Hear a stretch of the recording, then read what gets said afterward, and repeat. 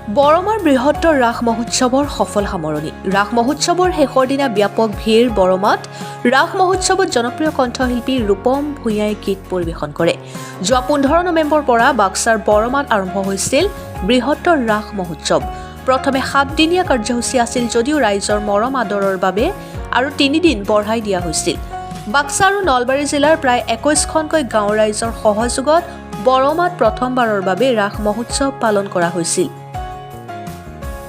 শেষৰ দিনাও বৰমাৰ ৰাস মহোৎসৱ দেখিবলৈ পোৱা গ'ল যথেষ্ট লোকৰ ভিৰ। অসমৰ জনপ্ৰিয় কণ্ঠশিল্পী ৰূপম ভূঞাৰ সংগীতে সকলোকে মোহিত কৰিলে। জনপ্ৰিয় শিল্পীগৰাকীয়ে এটা পিছত এটা গীত গালে।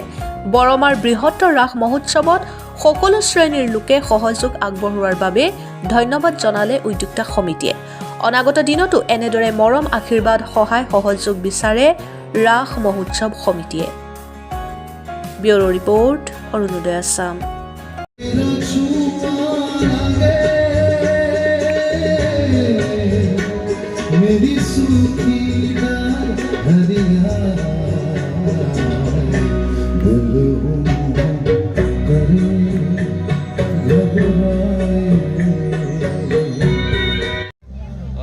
আজি আমাৰ এই বৃহত্তৰ ৰাস মহোৎসৱ শেষ নিশা।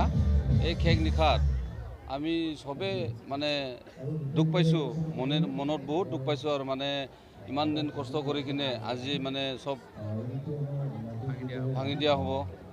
আজিৰ পৰাই আৰু এনেহেন সমাগম ৰাইজ দেখা নাপাম, সেইটোৱে একচুৱেলি বিৰাট দুখ পাইছোঁ আমি।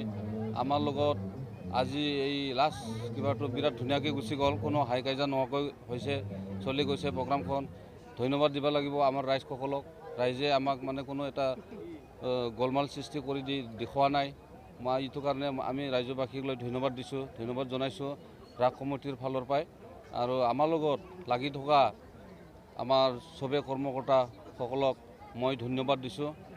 মানে এখেতসকলে আমি সভাপতি সম্পাদক হিচাপে যিমান কষ্ট কৰি লাগি আছে, এখেতসকলে আমাৰ ঘৰে ঘৰে বহুত লাগি আছে।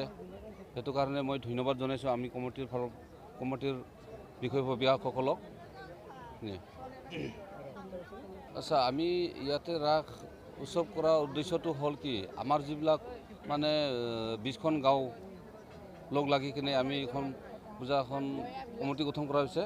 এই কমিটিত আমাৰ 20-21খন গাঁৱৰ ৰাইজ সহযোগ হৈ আছে, আমাৰ লগত লিপ্ত হৈ আছে।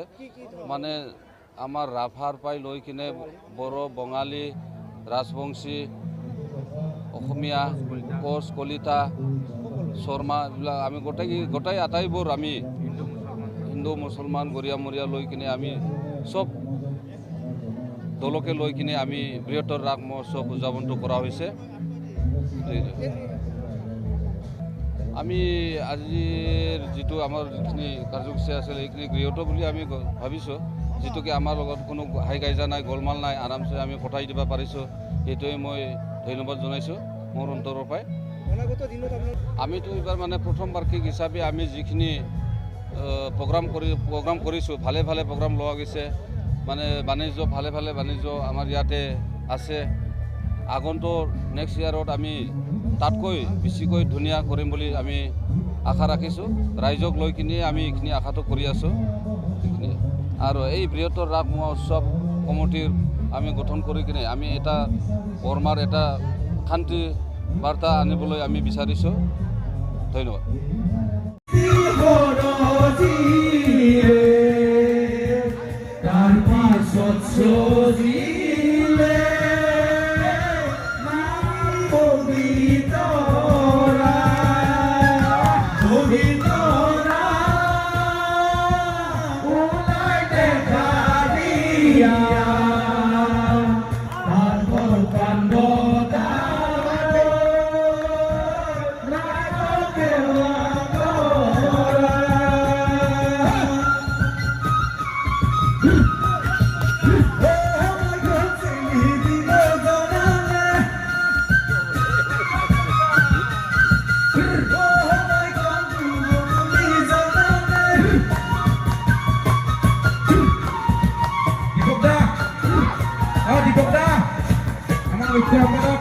Ahi gorniya, kure senai monuroniya, kure senai monor শুনিয়া কথা সে নাই খবর লাগিছে বেয়া সে নাই তোমার বয়স হলো আমার বয়স হলো ওই প্রীতি প্রীতি প্রীতি প্রীতি মিঠা সেনা হয় প্রীতি প্রীতি প্রীতি প্রীতি বোয়া বলি হয় প্রীতি প্রীতি প্রীতি ওরে জীবন থাকিব ওরে জীবন থাকিব প্রীতি প্রীতি প্রীতি মিঠা সেনা হয় প্রীতি প্রীতি প্রীতি প্রীতি বোয়া বলি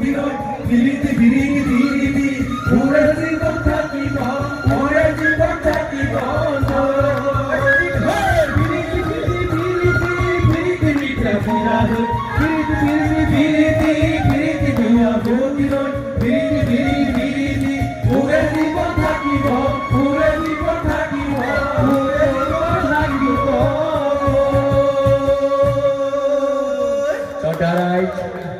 সামৰণিৰ মানৱত আমাৰ অনুষ্ঠানত ভুল প্ৰীতিৰ মাৰ্জনা বিচাৰি সকলোকে সেৱা জনাই প্ৰভু ভগৱন্তৰ ওচৰত প্ৰাৰ্থনা জনাই আমাৰ এই 9 দিনীয়া ৰাস মহোৎসৱৰ ইমানতে আমি সামৰণি মাৰিছোঁ আৰু এতিয়া আমি যাবলৈ ওলাইছোঁ আমাৰ পতাকাখন ধ্বনিত কৰাৰ বাবে সেয়েহে আমাৰ সমিতিৰ সমূহ সদস্য বিষয়ববীয়াক আমি পতাকা তলত যোৱাৰ বাবে আহ্বান জনাইছোঁ আৰু আমাৰ অতি মৰমৰ অতি শ্ৰদ্ধা যিখন পতাকা তলত থাকি আমি আজি 9 দিন কাৰ্যসূচী উদযাপন কৰিলোঁ আমাৰ ভুল ভাতৃৰ কাৰণে ভগৱানৰ ওচৰত প্ৰাৰ্থনা জনাই আমি 15 নৱেম্বৰৰ পৰা আমি আৰম্ভ কৰিছিলোঁ 7 দিনীয়া বৰ্ণাঢ্য কাৰ্যসূচীৰে ৰাইজৰ বিপুল দাবীত আমি আকৌ 3 দিন বঢ়াই দিলোঁ আজি আমাৰ অন্তিম দুদিন আমাৰ সফলভাৱে আমি গৌৰৱেৰে আজি কোনো ধৰণৰ খাম খেয়ালি হাই কাজিয়া নোহোৱাকৈ সকলোৰে মানে মিলা প্ৰীতিৰে আমি অনুষ্ঠানটো চলাই দিছোঁ খুবেই আমি গৌৰৱ বোধ কৰিছোঁ আমি ভবা নাছিলোঁ যে আমাৰ এই বৃহত্তৰ অঞ্চলৰ অসমৰ বিভিন্ন প্ৰান্তৰ পৰা ভক্ত ইয়ালৈ আহিছে এনেধৰণে আমি প্ৰথম বৰ্ষতেই অভূতপূৰ্ব আমি সঁহাৰি লাভ কৰিম আৰু আটাইতকৈ আমি আজি দুখো লাগি আছে এতিয়া আমাৰ মানে কি অহাকালিৰ পৰা আজি আমাৰ অন্ত পৰিব অহাকালিৰ পৰা এই মানে আমাৰ যি পবিত্ৰ ভূমিলৈ পৰিৱৰ্তিত হৈছে এই পবিত্ৰ তীৰ্থভূমিলৈ পৰিৱৰ্তিত হৈছে এইখিনি অহাকালি নিজান পৰিব চ' আমি সকলোৱে মানে নিঃসংগ নিচিনা হ'ম সেইটো চিন্তা কৰি আমাৰ অকণমান দুখো লাগি আছে আৰু যিয়ে নহওক আমি কৰিব লাগিব অনুষ্ঠান এনেদৰে আকৌ আমি আগুৱাই যাব লাগিব কিন্তু এটা কথা স্বীকাৰ কৰিব লাগিব যে বৰমাত আমি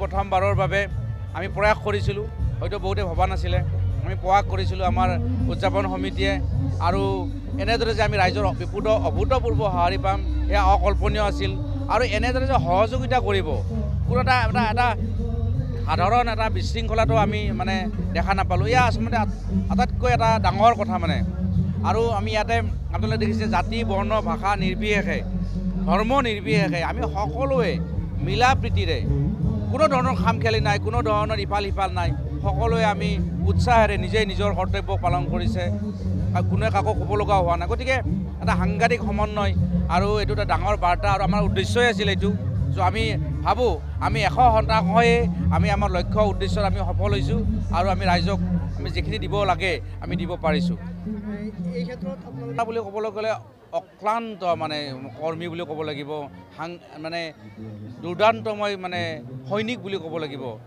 মানে 20-15 দিনৰ ভিতৰত আমাৰ যিখিনি কৰ্মকৰ্তা সদস্য আছে প্ৰতিজন সদস্যই এনেকৈ নিজৰ দায়িত্ব কৰ্তব্য পালন কৰিছে যে এয়া আচৰিত আৰু সকলোৱে মিলি সকলোৰে কষ্টত আমি আজি এই অনুষ্ঠানটি সফল কৰিব পাৰিছোঁ আৰু